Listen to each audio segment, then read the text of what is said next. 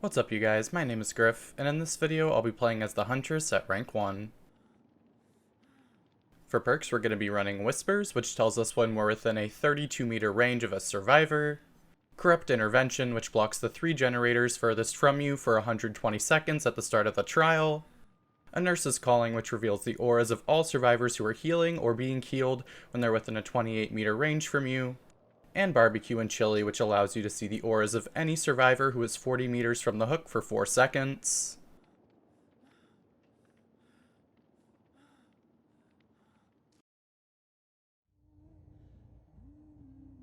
So you end up getting the game, which is a very survivor-sided map, not only with how many pallets there are in general, but with how many safe pallets there are as well.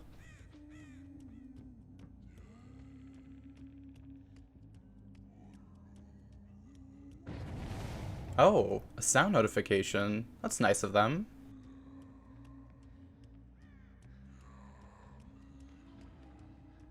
Looks like Leon is heading towards the God Pallets next to basement. I like to call this area the Nook.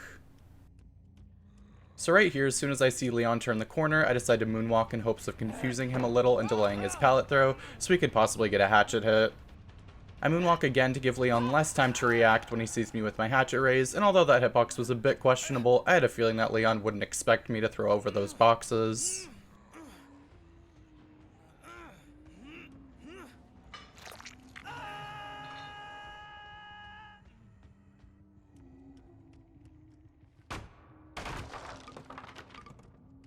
Let's see if we can find the survivor that was on the middle generator. Hello, Meg. Fancy meeting you here.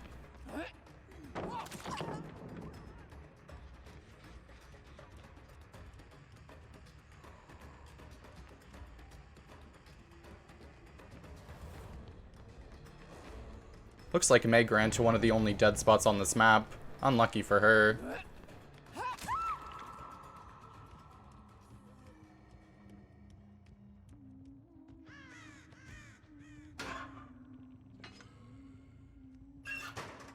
Looking back at this, I probably shouldn't have broken this breakable wall, considering that it would have blocked any survivor working on that gen from going to a different room.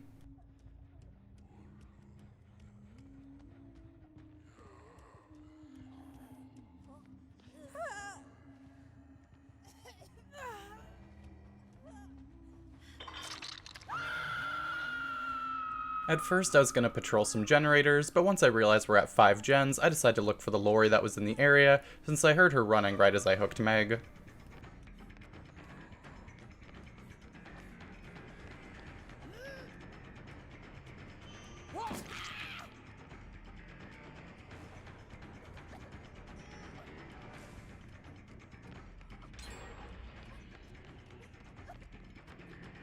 I hold my hatchet for a second here in case Lori was going to dead hard through the pallet.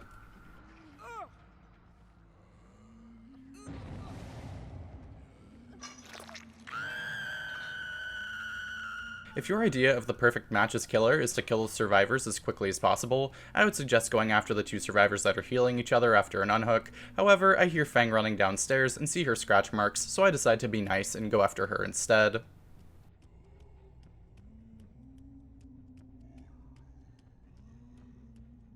At this point, Fang knows I'm right on her tail, so hopefully she doesn't unhook Lori in my face. Smart move.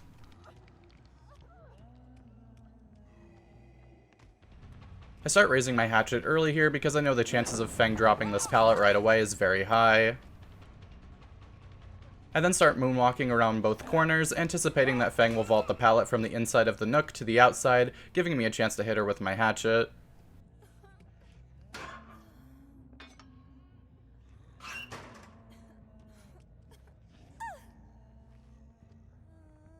I could definitely make it to basement from here, but this hook is a little bit more convenient considering the fact that I have to go all the way back up the basement steps after hooking, and when you only run Corrupt Intervention as your slowdown, every second counts.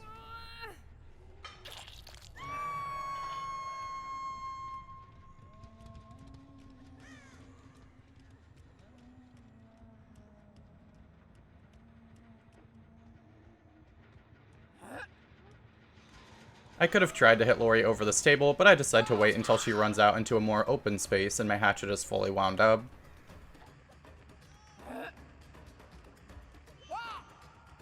Let's pretend that one didn't happen. Lori really should have looped around the containers to my left, as it's very difficult for me to throw a hatchet over those when they're clumped up and stacked together. Right here I make the decision that checking on the generator below me is more important than interrupting the two survivors' healing, but looking back at it now, I probably should have done the latter.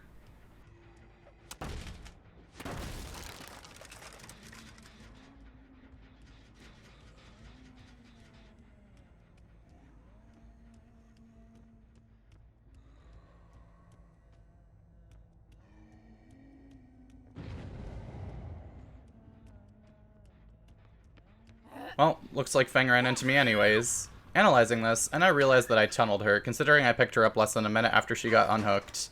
I know, I'm a monster.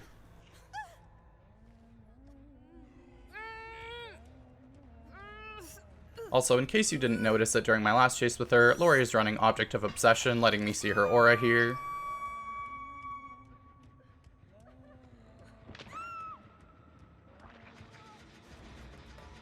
Alright, Leon, take me on an adventure.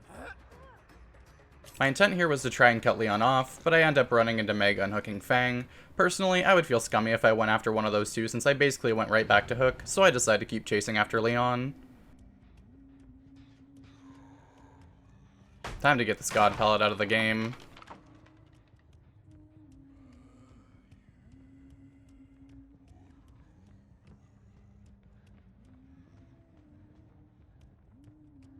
Man, looks like Leon is pulling off the legendary Hold W strategy pretty well. But it looks like he's now just held W into a dead end. How we feeling, bud? I inch slightly forward to the pallet in hopes that Leon would panic drop it, and thankfully he does.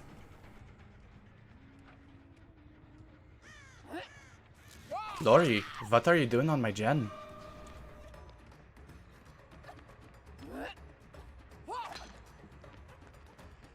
Having one hatchet left, I decide to not take the risk of throwing over those boxes in case I aim too low and hit one of them instead of Lori, and for some reason she decides it would be a good idea to run back into me.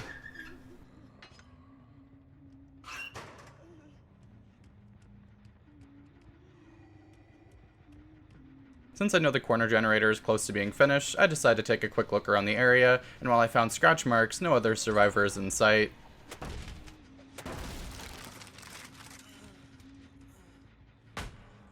There you go, Leon. It's a dead end no longer.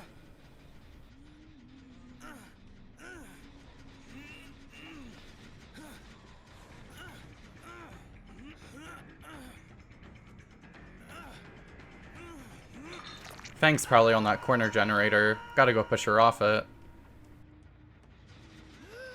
With this hatchet, I definitely should have been able to anticipate that Fang would move to the left to get to the pallet instead of the right, but I didn't.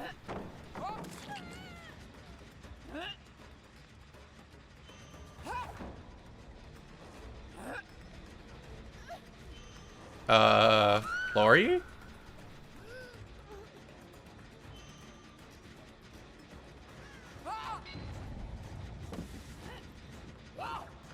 Damn, life really came in clutch there. Also, this Fang's doing a great job of knowing when to duck and when to run. And once I run out of hatchets, I know there's no chance of me being able to mind game a survivor that knows what they're doing at a loop like this one, and I'm forced to break the pallet. I probably spent more time trying to catch Fang than I should have, but having Lori slug, knowing that she wouldn't be doing any generators, put my mind at ease. I recommend reloading your hatchets before picking up a survivor so you can go straight towards a barbecue aura without interruption, but if a slug has been on the ground for a while and you don't want there to be any chance of a teammate getting them back on their feet, picking up before reloading is totally okay. Last time I was in a chase with Meg, she threw a pallet right away, so I had a feeling she'd do the same thing here.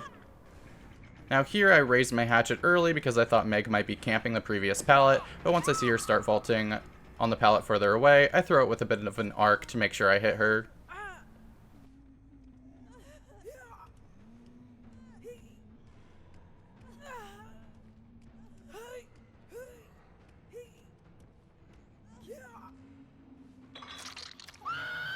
Now here I have a choice to go after the survivor on the gen or Leon, and while going after the survivor on the gen would usually make more sense, I see that Leon is going to cross paths with me, so I look for him instead.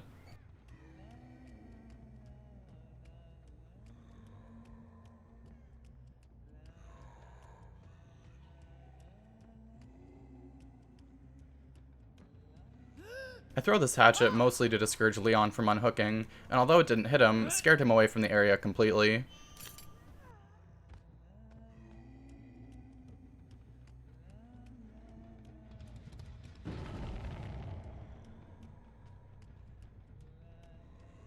At this point, Leon's scratch marks have disappeared because he started walking, but now I have to figure out whether he went into the corner room or into the freezer room.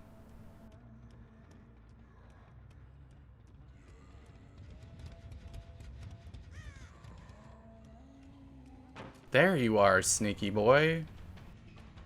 Right here, instead of following Leon directly, I cut through this entryway, predicting that he'd go up the stairs, and I ended up being right. This hatchet was more of an educated guess than anything, since Leon wasn't far enough ahead of me to be able to turn the corner. And I hold here because him going up the staircase seemed a bit too obvious to me.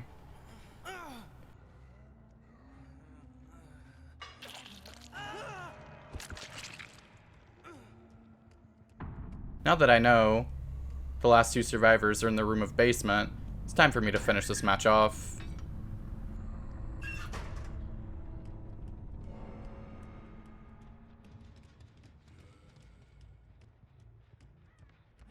Fang, your time has come. How long can you make it last, though?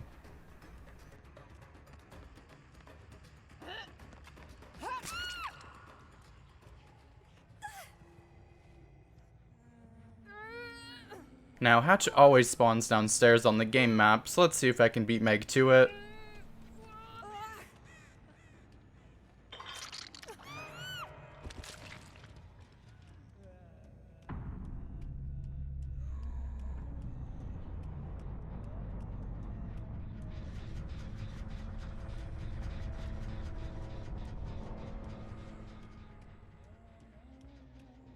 Looks like that's gonna be a no. GG's.